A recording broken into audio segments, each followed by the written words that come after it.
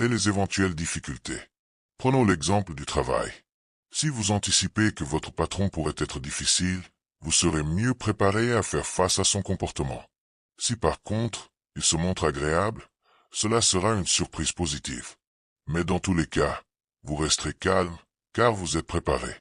Imaginons maintenant que vous ayez une réunion importante avec un client pour conclure une grosse affaire. En visualisant au préalable les problèmes potentiels, comme le trac ou des questions difficiles de la part du client, vous vous préparez mentalement à rester serein et maître de vos émotions, augmentant ainsi vos chances de réussite. En anticipant les difficultés, vous réduisez la peur et l'anxiété liées à ces situations, et vous vous préparez mentalement à les gérer efficacement si elles surviennent. Dans notre dernière référence à Marc Aurèle, il exprime sa gratitude. « Je suis redevable au Dieu d'avoir eu de bons grands-parents, de bons parents, une bonne sœur, de bons enseignants, de bons associés, de bons parents et amis. Presque tout est bon. » Marc Aurèle, avec humilité et honnêteté, reconnaît l'importance de ceux qui l'ont aidé à développer ses valeurs et son éthique.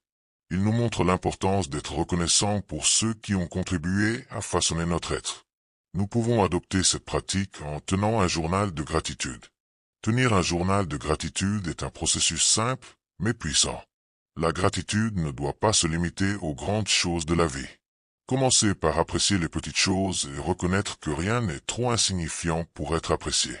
Chaque jour, notez 3 à 5 choses pour lesquelles vous êtes reconnaissant.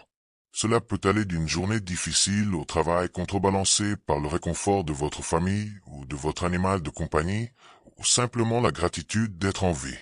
Pratiquer la gratitude avant de vous endormir contribue non seulement à une meilleure qualité de sommeil, mais vous prépare aussi à vous lever le lendemain avec une perspective positive.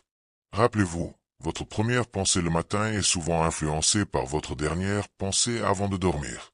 Si vous vous endormez avec des pensées positives et reconnaissantes, vous vous réveillerez avec la même énergie. Choisissez donc, chaque soir, de créer une attente positive pour le lendemain. Soyez reconnaissant, pardonnez-vous les erreurs de la journée et engagez-vous à faire de votre mieux le jour suivant. Rappelez-vous, les choses ne changent pas. C'est nous qui changeons. Si vous avez apprécié cette vidéo, n'oubliez pas de consulter notre playlist complète sur le stoïcisme pour approfondir votre compréhension. Aidez-nous à partager cette philosophie enrichissante. Merci d'avoir regardé. N'oubliez pas d'aimer la vidéo et de vous abonner à la chaîne si vous avez trouvé ce contenu utile. Je vous laisse avec 2 autres vidéos que vous pourriez trouver intéressantes. À très bientôt.